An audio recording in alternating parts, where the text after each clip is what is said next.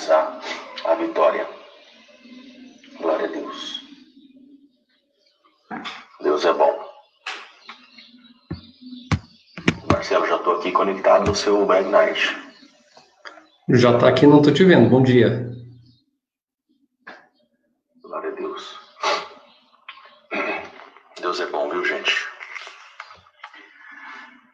Deus é bom. Só falta você aparecer ali, meu amor. Bom dia. Bom dia. No Face, eu já estou ali. O que a gente vai fazer da vida? Você recebeu o convite no e-mail? Recebi, já entrei. Está aparecendo eu na telinha pequenininha. E do lado onde você apareceria não está lá. Eu já estou ao vivo lá no Face. Então não entendi aqui o que aconteceu aqui. Pera aí, meu amor. Pera aí. Vamos ver aqui. Deixa eu pôr meu nome aqui. Tem que pôr seu nome aí, né? Aí, show, ponto. Estão nos dois agora.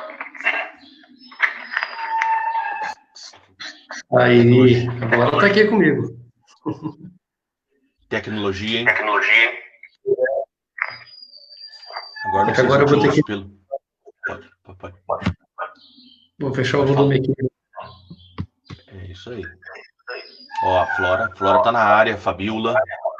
Ô, Marcelo, enquanto você ajusta aí, eu vou ler um versículo bíblico. Posso ler? Ok. Então tá bom. Atos, você tá com... não, você não tá com nada, não. Eu tô me ouvindo no... Você não tá com fone, né, dos dois, né, Marcelo?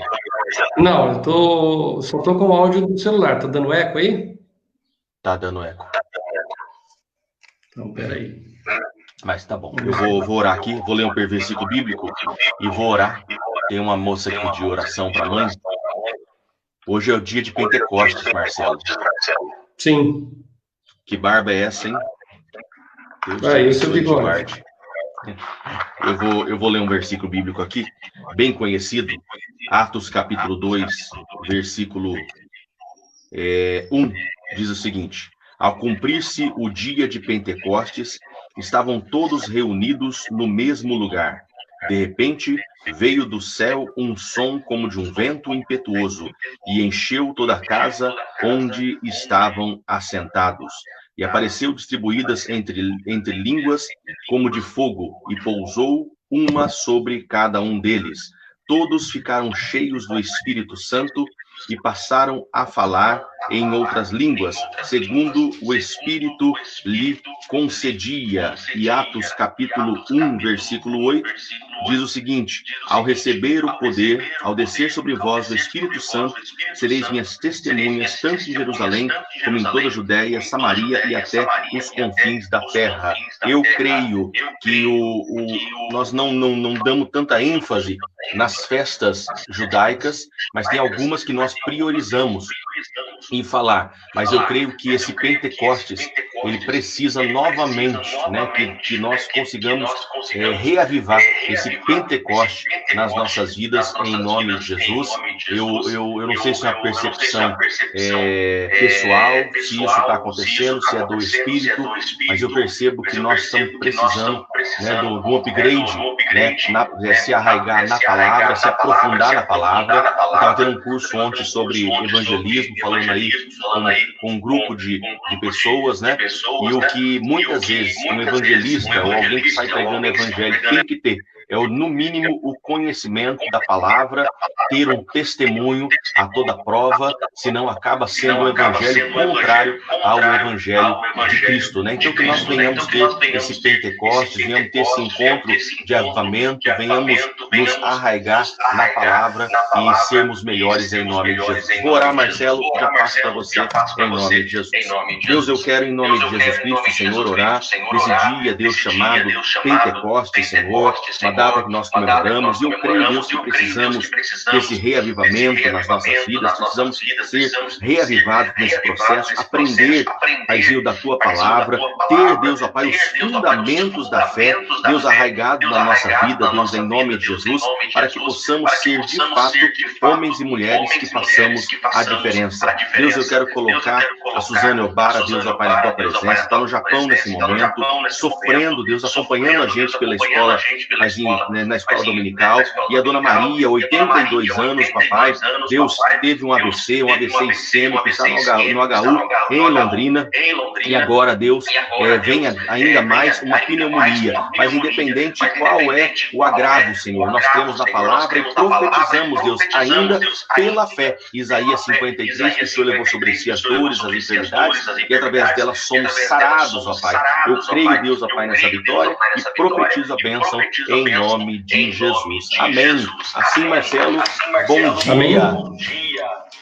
Tá contigo, meu amor. Vamos lá. Bom, quando eu vi você de bigode ontem, pastor, eu falei assim, bom, já que ele está de bigode, eu não preciso fazer a barba. Mas, o pessoal que está acompanhando a gente pelo Instagram, quem tiver Facebook, dá um pulinho lá no Face, acessa lá na página da Igreja Metodista de Campo Mourão, que eu estou apresentando lá pelo Face alguns slides, vou mostrar alguns mapas, alguns desenhos ali. Então, quem puder acompanhar por lá vai ser interessante, tá? O pastor falou algo aí que eu considero assim, fundamental, que é a gente ter o conhecimento da palavra, tá?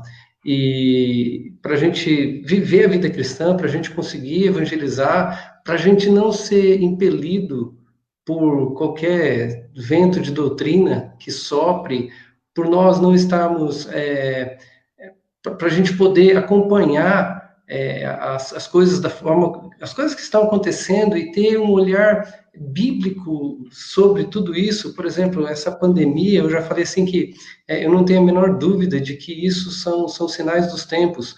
Não sei quando Jesus vai voltar, se vai voltar logo, se vai demorar, mas para mim é um sinal, mais um sinal claro de que os dias se aproximam. Pode ser na nossa geração, pode ser dos meus filhos, pode ser dos meus netos, mas a gente percebe que por essas coisas não vai muito longe, né?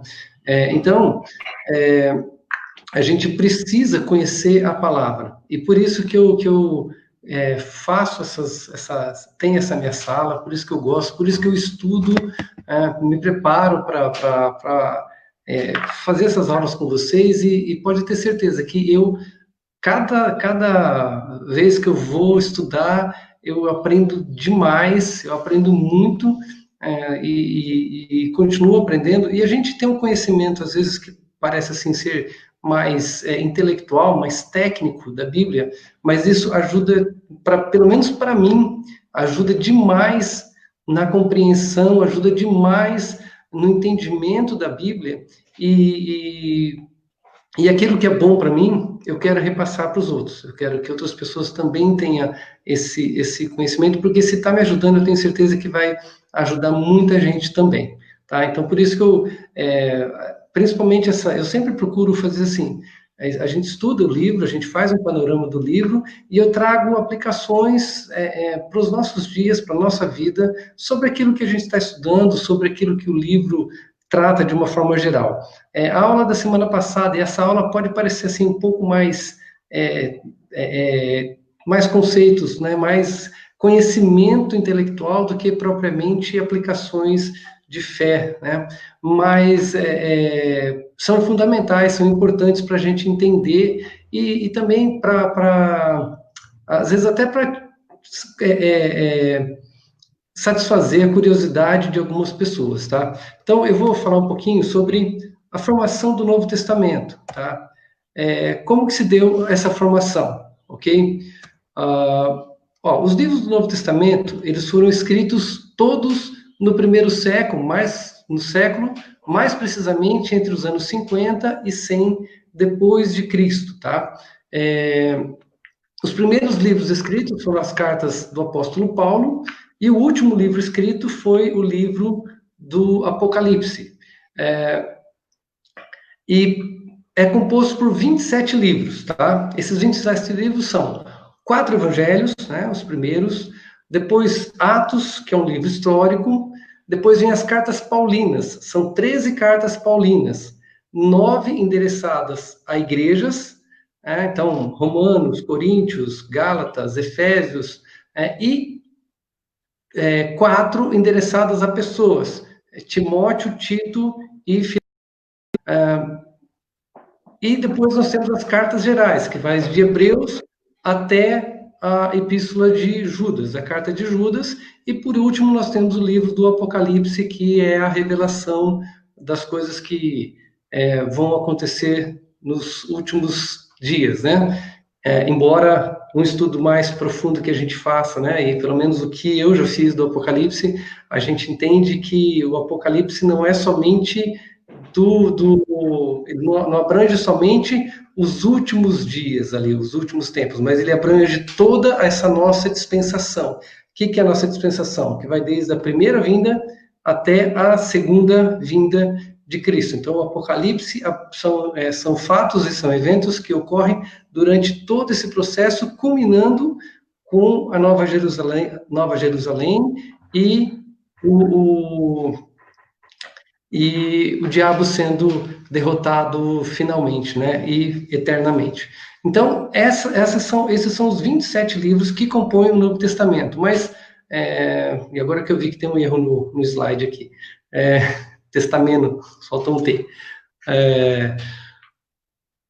Como que se chegaram na composição desses 27 livros? Por que esses 27 livros? Bom, foram livros que foram escritos, todos eles foram escritos por pessoas ali que tiveram contato direto com Jesus, ou tiveram contatos com pessoas que tiveram contato com Jesus, né? Então, a gente não tem, por exemplo, Marcos, e Lucas, a gente não tem uma menção deles direto ali na vida, no ministério de Jesus.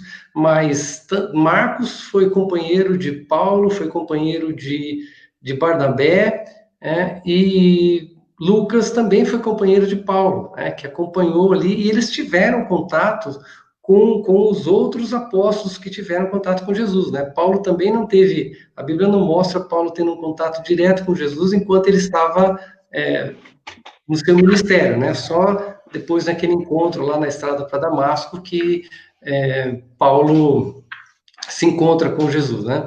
Mas todos eles tiveram uma característica, todos eles ou tiveram contato com Jesus ou tiveram contato com pessoas que tiveram contato com Jesus. E todos foram escritos no primeiro século, e a reunião esses escritos, essas cartas, esses livros, eles eram trocados, eles eram passados de uma igreja para outra, de um local para o outro, e eles eram lidos ali no primeiro, no segundo século. Então, foi um consenso da igreja, depois de vários concílios, durante alguns séculos, chegou-se a montar esse cânon de livros que a gente considera aqui livros sagrados, as escrituras sagradas. Então, não foi algo que ocorreu assim, vamos pegar os livros aqui, juntaram e fizeram. Não, foram várias pessoas durante vários concílios e vários séculos que fez com que esses 27 livros formassem o cânon do Novo Testamento. O que eu entendo disso, gente? Eu entendo o seguinte, eu não consigo imaginar a igreja, ou toda a Bíblia, tudo que acontece, sem a mão de Deus controlando todas as coisas, tá? Então, se houve todos esses concílios, todas essas conversas pelos pais da igreja, e chegaram a esse consenso de que esses são os 27 livros, na minha fé, eu creio que Deus quis que esses 27 livros chegassem até nós. Tá? Por isso que eles estão ali. Tá? Tem mais livros? Tem mais livros. A própria Bíblia cita uma carta do apóstolo Paulo, escrita para uma outra igreja, não lembro qual agora, que ele recomenda, né? Fala, olha, vocês estão recebendo essa carta, troca com a igreja tal, e vocês leiam as duas cartas. Essa carta para outra igreja, se o pastor lembrar aí, me ajuda. Essa carta para outra igreja, a gente não tem ela na Bíblia. Não sei se ela existe, se sobreviveu alguma cópia desse livro, mas ela não foi colocada no cânon. Por que ela não foi colocada? Eu entendo que porque Deus não quis que ela fizesse parte. Simples assim, é uma questão de fé. Eu creio que o que chegou até nós foi aquilo que Deus quis que chegasse até nós. E é essa forma que ele, com esses 27 livros do Novo Testamento, que ele quer comunicar com a gente a nova aliança feita em Jesus, a nova dispensação, né? O novo pacto. Esse é o entendimento que eu tenho sobre esses 27 livros da Bíblia, tá? Bom, vamos fazer uma introdução aqui aos evangelhos agora. O que é um evangelho? Tá? A primeira coisa que a gente tem que entender é que, primeiro, nós temos a nossa mente agora com a Bíblia montada, com tudo pronto, com tudo, com uma tradição já, com uma cultura em cima da Bíblia, tá? Mas a gente tem que pensar um pouquinho na Bíblia como ela foi feita lá. O que é um evangelho? O evangelho, a palavra evangelho significa boa notícia, boas novas. Isso é algo que todo mundo aí que está na igreja, que já passou por uma classe de novos membros, por uma classe de catecúmenos, dependendo da denominação, já fez aí primeiros passos, qualquer coisa assim, aprende isso. Evangelho é uma boa notícia. Esse é o significado simples da palavra. Tá? Mas outra coisa que a gente precisa entender, que ele é um gênero literário. Tá? Eu não sabia disso até pouco tempo atrás. Mas na Bíblia existem vários gêneros literários, né? Tem epístola, tem o evangelho, tem poesia. Então, é mais um dos gêneros literários que compõe a Bíblia. Onde a gente vê isso? Né?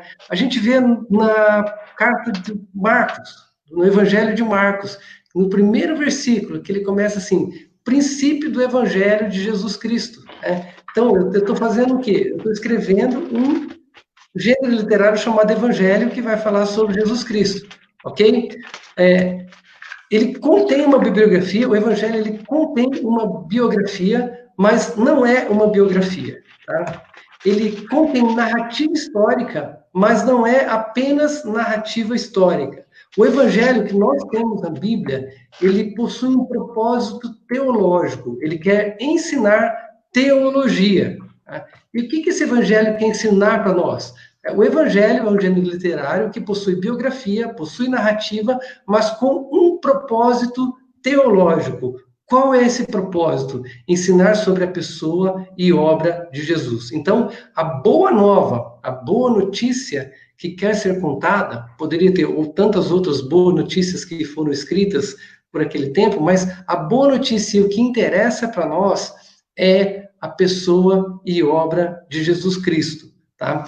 Então, por isso que a gente tem esse evangelho, né? Assim como eu falei, quando eu falo sobre o Novo Testamento, e o Novo Testamento tem uma parte de livros ali que vai de Josué até Esther, que são chamados de livros históricos, tá?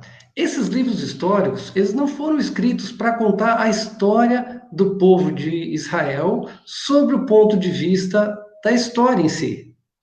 Mas ele foi escrito para que, através da história de Israel, Deus se revelasse, Deus se mostrasse ao mundo. Então, não é uma história com o fim único de contar algo de fatos que aconteceram, mas é como Deus atuou na história de Israel, é a visão teológica de uma história. Da mesma forma, a gente está falando aqui do Evangelho de Jesus. Não é simplesmente contar uma biografia ou contar a história de Jesus, mas é mostrar o que isso significa para nós, o que a pessoa e o que a obra de Jesus Cristo significa nas nossas vidas. Então, é muito mais do que simplesmente uma biografia, do que uma narrativa. Ela tem um propósito mais profundo, que é trazer para nós a obra de Jesus e como essa obra impacta a nossa vida e qual deve ser a nossa resposta a essa obra de Jesus. Então,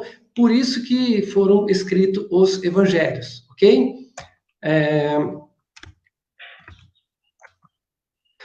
E agora, tem uma brincadeira, né? Quantos evangelhos a gente tem na Bíblia?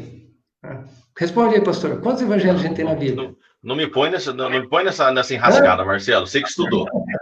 Ô, pastor Péricles aí, quantos evangelhos nós temos na Bíblia? Na verdade, gente, se a gente for pensar em termos de boa nova, em termos de boa notícia, o evangelho é único, tá?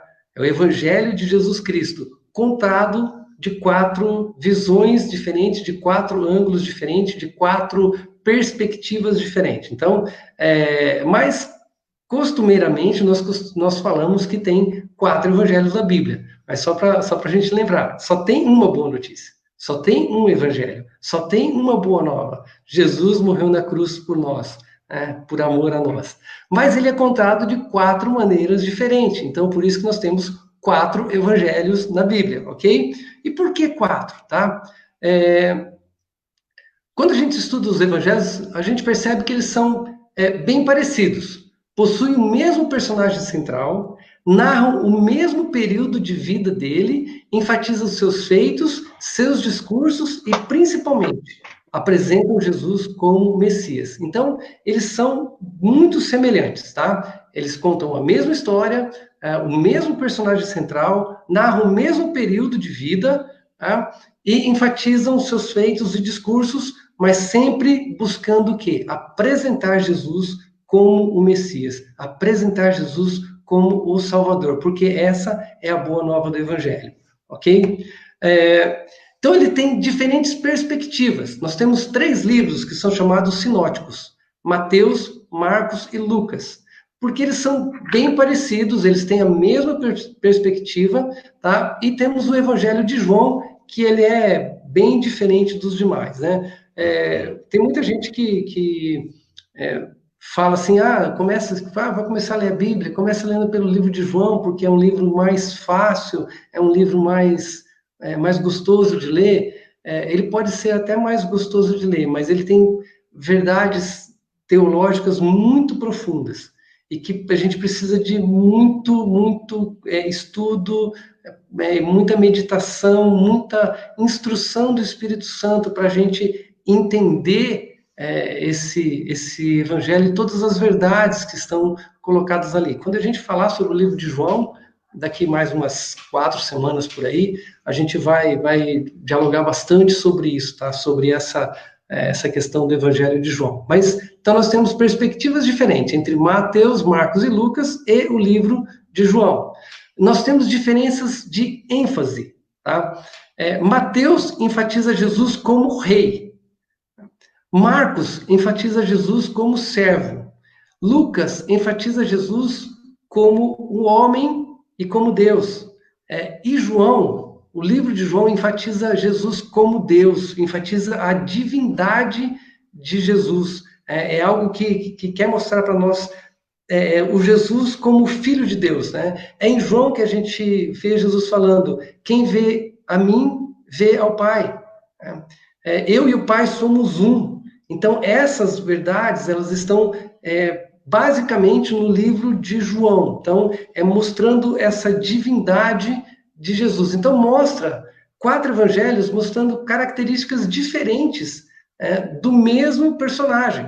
Tá? Um enfatizando que Jesus é o rei, outro enfatizando Jesus como servo. Eu não vim para servir, eu não vim para ser servido, mas para servir. Enfatiza Jesus como homem, tanto que Mateus começa a genealogia de Jesus em Davi, vai a genealogia de Jesus até Davi. Lucas retorna a genealogia de Jesus até Adão, mostrando que Jesus é homem. Então ele era, e o primeiro Adão falhou na sua missão. E Jesus, como novo Adão, ele vem para restabelecer e restaurar essa comunhão integral do homem com Deus. Outro ponto que diferencia é o destinatário das cartas. Tá? E o destinatário está ligado diretamente com a ênfase, tá? Porque Mateus foi escrito para os judeus, por isso que enfatiza Jesus como rei. Os judeus esperavam a vida de um Messias, de um rei que fosse governar. Marcos foi escrito para os romanos. Lucas foi escrito para os gregos. E João foi uma carta geral escrita para todo mundo, ok? os 4 evangelhos apresentam uma visão bastante ampla sobre a pessoa e obra de Jesus. Então, eles não são repetitivos, eles não são uma coisa que foi colocada ali, poxa, mas a mesma história aqui, a mesma história aqui, a mesma história aqui. Não, eles são complementares. Para eu entender completamente a obra de Jesus, eu preciso ter conhecimento dessas quatro dimensões que a Bíblia nos apresenta Jesus. Para eu conhecer Jesus completamente, eu preciso ler Mateus, entender Jesus como rei, entender os aspectos do reino de Deus. Eu preciso ler Marcos para ver Jesus como servo, como ele se colocou nessa condição. Eu preciso ler Lucas para entender que Jesus era tão homem quanto nós, 100% homem, e ler João para entender que ele era 100% homem, mas também ele era 100% Deus, nunca deixou de ser Deus, mesmo ele tendo vindo em figura humana, sendo carne, ele apresenta para nós essa questão de que ele é Deus.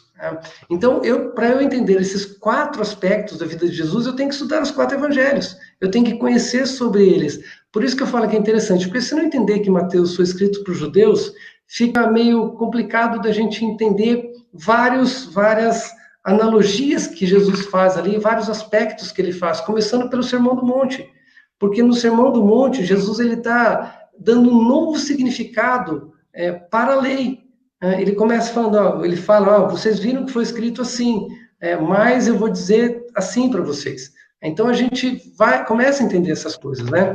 Por isso que é importante nós estudarmos, conhecermos, lermos e buscarmos essa visão dessas 4 dimensões sobre Jesus, esses 4 aspectos da vida de Jesus que cada um dos evangelhos nos mostra, tá? Porque isso vai trazer um enriquecimento para a nossa vida e vai fazer a gente se apaixonar cada vez mais por esse Jesus que é rei, que é servo e que veio para morrer na cruz por amor a nós, né? Jesus se apresenta em João como o pão da vida, ele se apresenta como a água, ele se apresenta como a videira verdadeira, né? Ele se apresenta como aquele que está preparando o lugar para nós. Ele se apresenta como aquele que não nos deixou sozinhos aqui, mas enviou o Espírito Santo para estar conosco hoje. E é exatamente o significado dessa festa, que é uma festa judaica, que a gente precisa conhecer também esses aspectos. Mas o que aconteceu? Por que a gente fala do Pentecoste, do Espírito Santo? Isso aí porque está lá em Atos, que por ocasião da festa do Pentecostes, essa promessa que Jesus fez lá no livro de João, de derramar sobre nós o Espírito Santo, foi cumprida. Então, por isso que nós associamos, né, a festa do Pentecostes ao Espírito Santo, porque foi nessa data, por ocasião dessa festa, que Jesus mandou o Espírito Santo para estar conosco. Tudo isso tem um significado muito grande, tá? Continuando aqui, o pessoal que está com a gente aí no Facebook está vendo um gráfico agora, o pessoal que está no Instagram não vai ver, infelizmente, tá? Ainda não conseguimos jogar nas 2 ferramentas. Será que se eu virar para a tela aqui dá para ver? Vamos ver. Aqui fica espelhado, né? Deixa eu ver o negócio aqui, Marcelo. Fica espelhado, né? Mas tudo fica bem, espelhado. Eu vou explicando. Fica espelhado. Fica não espelhado. chegou ainda o slide. Aí, chegou agora. Só uma comparação entre os sinóticos, né? Olha, 76% do livro de Marcos está presente ou em Mateus ou em Lucas, tá?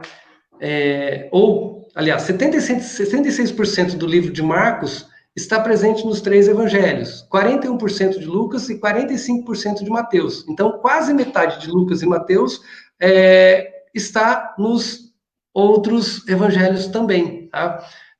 Marcos só tem 3% de coisas... O Bruno falou que o meu aqui está melhor. Vamos ver. Deixa eu só mirar a câmera aqui certinho aí. Que é isso, hein, Marcelo? Tecnologia, hein? Não precisa mais ver você, não. Somente 3% do livro de Marcos é escritos que existem só em Marcos. Lucas, 35% só existe em Lucas.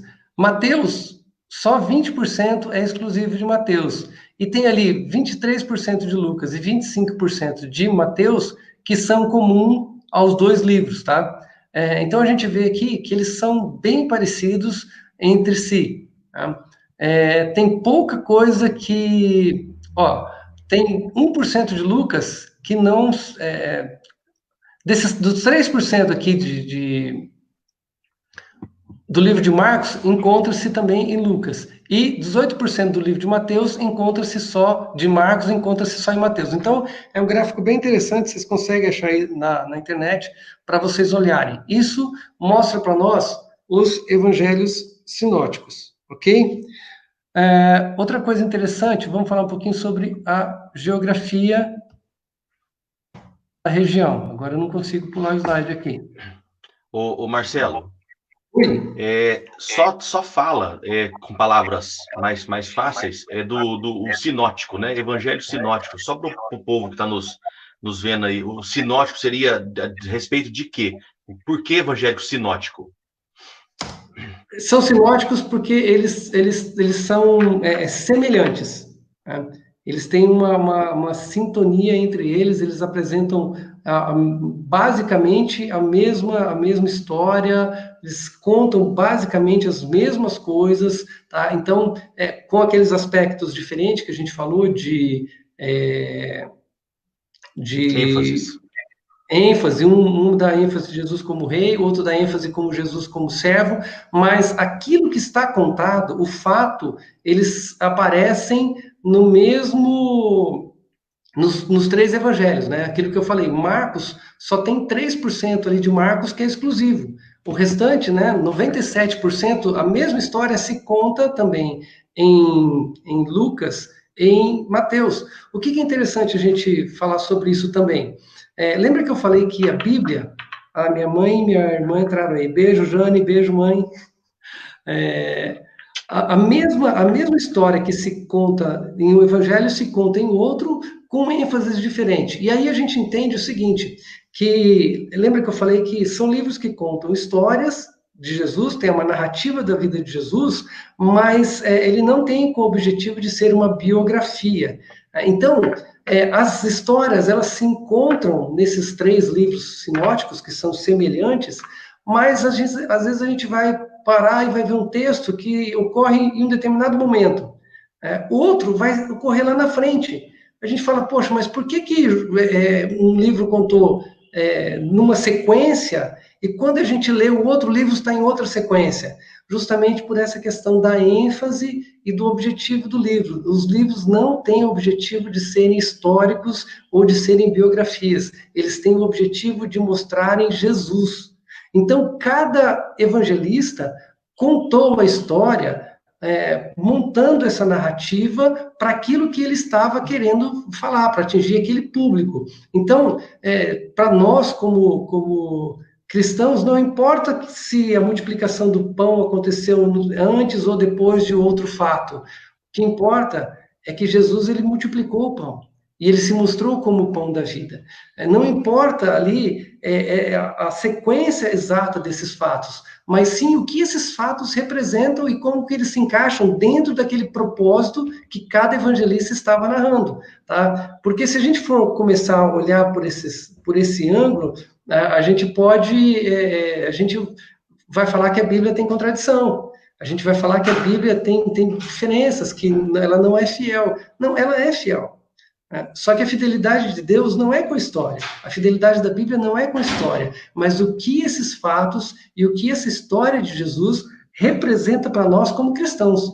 É isso que é o importante para nós, tá? Saber que cada livro foi escrito com o propósito de apresentar um aspecto da vida de Jesus. E dentro desse aspecto, o fato se encaixa naquele determinado momento. Tá? Então, não sei se esclareci, pastor, os livros sinóticos é porque eles são parecidos, eles são semelhantes, e muito do que se encontra em um, se encontra no outro, tá? Eu vou mostrar aqui de novo agora um mapinha aqui. Deixa eu ver, acho que se eu virar a câmera aqui fica mais fácil para eu achar. Aqui, tá? Essa aqui era a Palestina, na época de Jesus, tá? A Palestina, na época de Jesus, vou falar um pouquinho sobre... Está escrito no slide lá para frente, depois, na hora que eu passar para vocês, vocês podem ler. Tá? Quem governava toda essa região aqui, que vai desde aqui de cima até aqui embaixo, tá? Antes do nascimento de Jesus, era Herodes o Grande. O Herodes que mandou matar as crianças. Quem foi esse Herodes? Esse Herodes era da Idumeia. Esse Herodes era da família de Edom, que era irmão de Jacó. Então ele era, vamos dizer assim, eles eram aparentados com o povo de Israel, ok? E o Império Romano, quando ele dominava uma área, ele dividia essa área em províncias. Então a gente vai ver província da Galácia, província da Frígia, e tinha a província da Palestina, né, que era toda essa região aqui. Quando Herodes morreu, então Herodes o Grande, é o Herodes do nascimento de Jesus, o que mandou matar as crianças, tá? Quando Herodes morreu, foram divididas as províncias, tá? Em várias regiões. Então, foi dividida essa região em amarelinho aqui, ficou com Herodes Antipas, tá? Herodes Antipas, filho de Herodes o Grande, foi o cara que casou com a cunhada, né? E que mandou decapitar João Batista, tá? Ele governava essa região aqui. Essa região aqui de baixo, tá? É a Judéia, que também engloba Samaria, que está aqui, ó. Tá? A Judéia, inicialmente ela foi dada a um dos filhos de Herodes, chamado Arquelau, e esse cara, ele era muito ruim, muito tirano, muito cruel, e ele foi deposto pelo Império Romano, e o Império Romano colocou ali um cônsul, um procurador chamado Pôncio Pilatos, ok? Então, na época de Jesus, na época do nascimento, era tudo junto por Herodes o Grande. Depois foi dividido, e aí ficou essa região aqui, quando, por ocasião do julgamento de Jesus, estava com um romano chamado Pilatos, tá? E essa região aqui era a região da Galileia, ou da Pérea, né? Era governado pelo mesmo Herodes Antipas, tá? Foi onde Jesus viveu. Jesus, ele cresceu aqui em Nazaré, que fica aqui, ó. Esse azulzinho, gente, aqui é o Mar da Galileia, que na verdade não é um mar.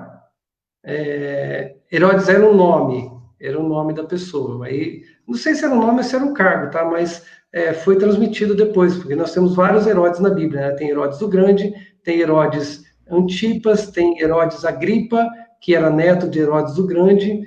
Não sei dizer exatamente não, mas para mim era um nome que foi passado de pai para filho, de filho para neto, tá? Não era um título, o título que eles recebiam do governador romano, né, do Império Romano, era o cônsul, né, dos locais, ou no caso dos Herodes, eles eram chamados de tetrarca, né, porque eles governavam essa região, tá? Mas só voltando, né? Então Jesus, esse aqui, onde a gente vê muitas histórias de Jesus, nessa região aqui, é o Mar da Galileia, que na verdade não é um mar, ele é um grande lago, tá? De água doce, e ele se liga com o Mar Morto. Aqui sim é um mar que é água salgada, tá? E o que faz essa ligação aqui é o Rio Jordão. Então nós temos aqui diversas passagens da vida de Jesus que se passa nessa região aqui, tá? E Jesus cresceu aqui em Nazaré, tá? Jesus cresceu em Nazaré. Então, por isso que no julgamento dele, ele acontece aqui na região em Jerusalém, com Pilatos, que era o cônsul dessa região, tá? Mas Pilatos chega uma hora que fala, não, tem que ser julgado por Herodes Antipas, por quê? Porque ele era um galileu, ele, embora tenha nascido em Belém, que fica aqui, tá? Ele cresceu em Nazaré, então ele era considerado um galileu, da região da Galileia, ok? E essa outra região aqui, a gente vai ver no outro mapinha, cadê? A gente vai ver também que era chamado de Itureia ou Traconites, né? Então a gente vai ver depois um texto aqui que Lucas fala isso.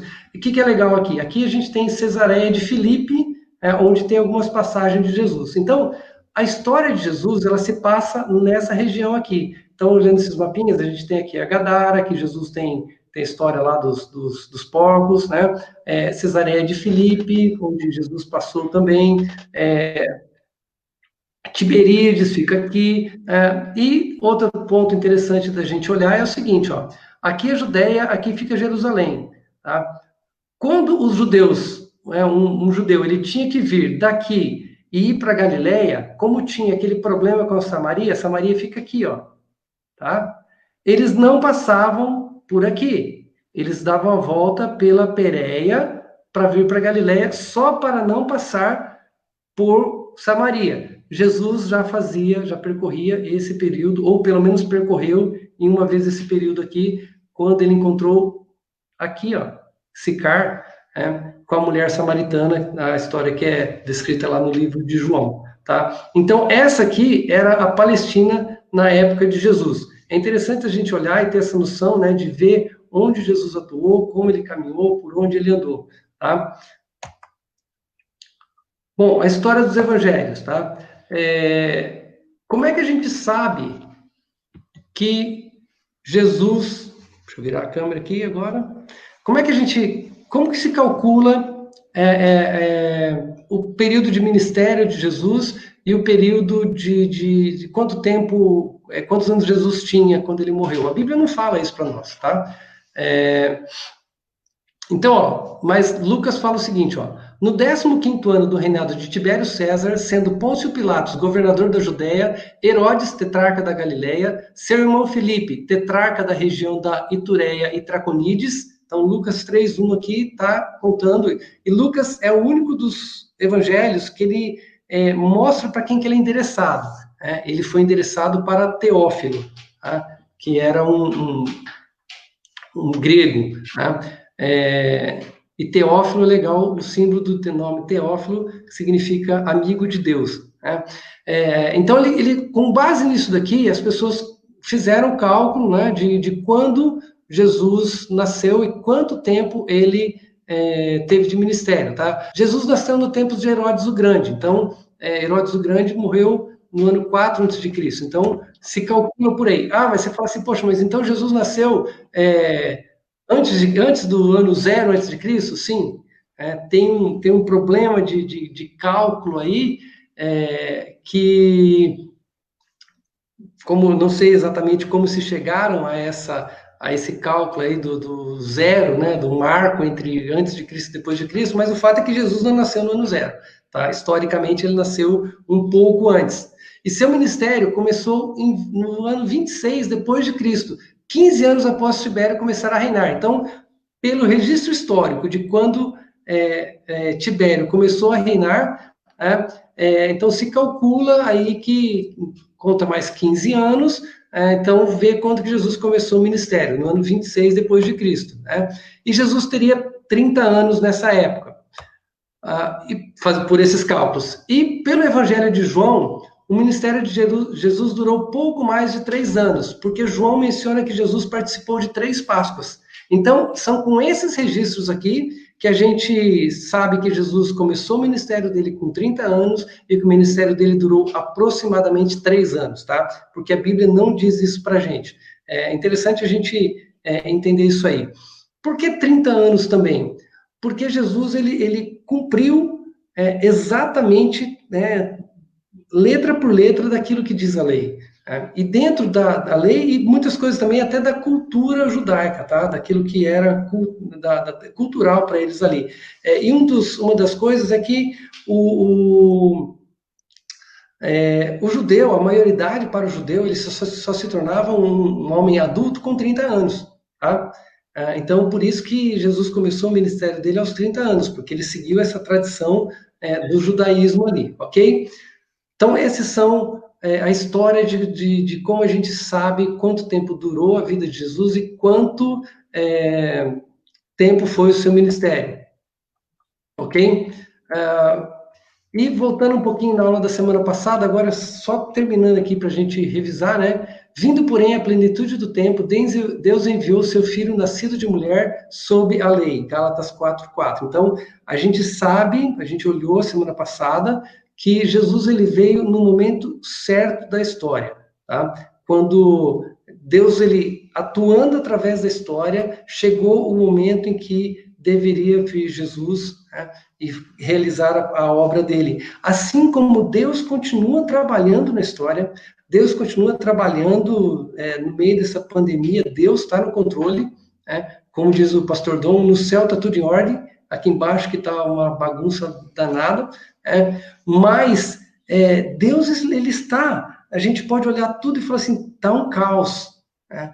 As coisas estão indo de mal a pior, a gente não vê perspectiva de melhorar. Será que Deus se esqueceu de nós? Não, Deus não se esqueceu de nós. Deus continua presente, porque no meio do caos, no meio do problema, no meio da luta, Ele está segurando a nossa mão.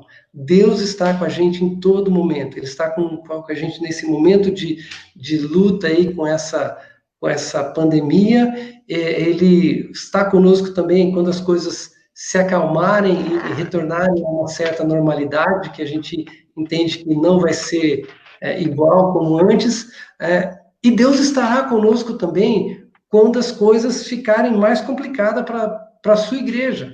Ele não vai abandonar a igreja nunca.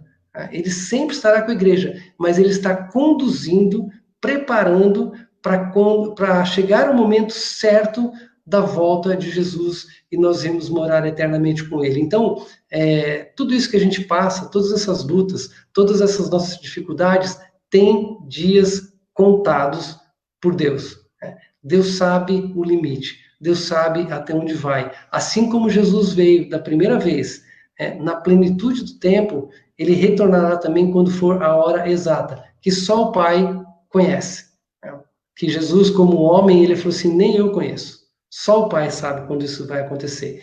E é interessante nós olharmos essas duas dispensações, olharmos esses dois períodos, né, esses dois pactos. O primeiro pacto feito com Abraão, de que se tornaria uma grande nação, depois fortalecido e normatizado pela lei que Deus deu para Moisés no deserto.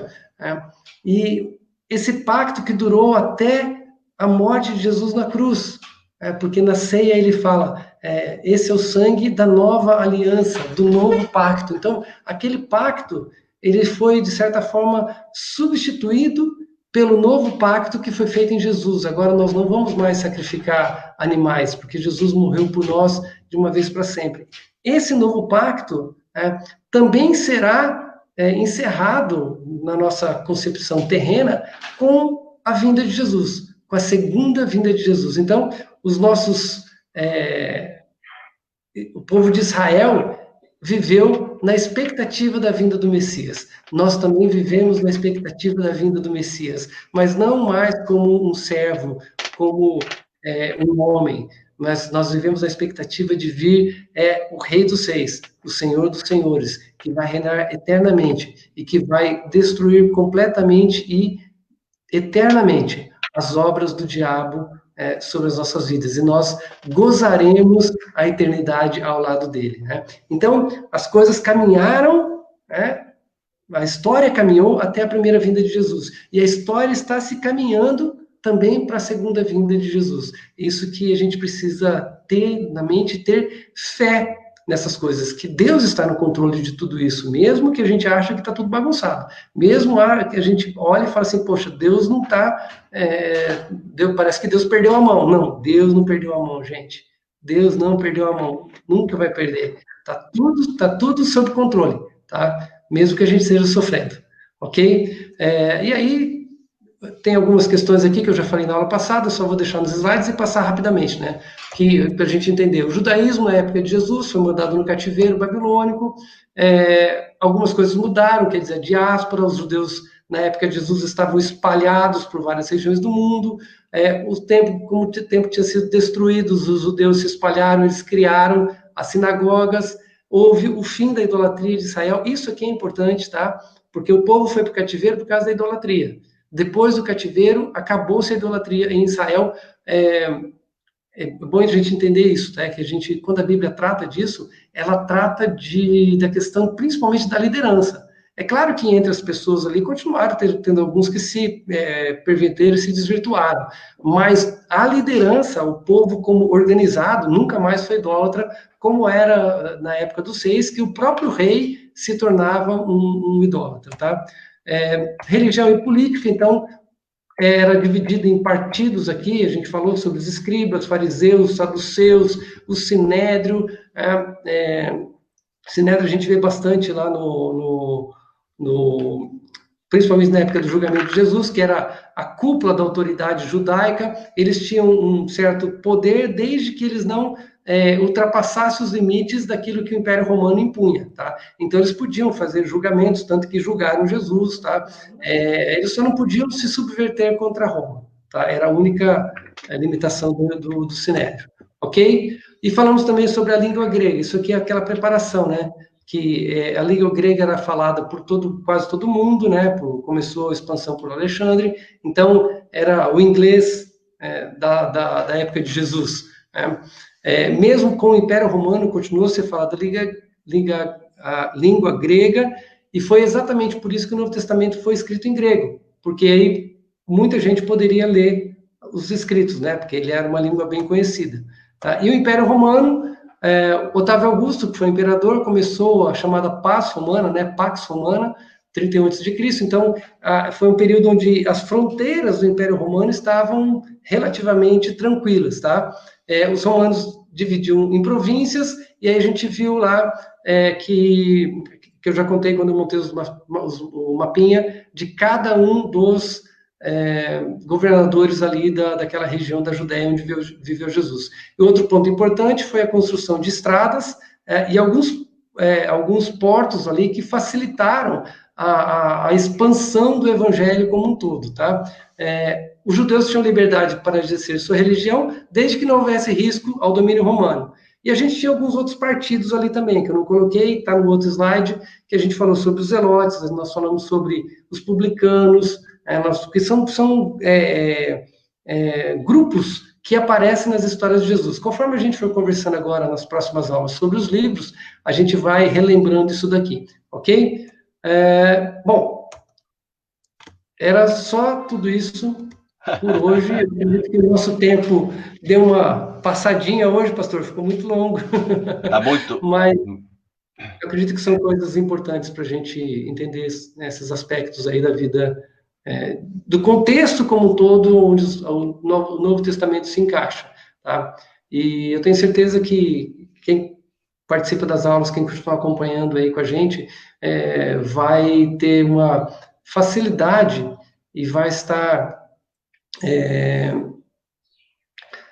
compreendendo melhor aquilo que foi escrito na Bíblia, né?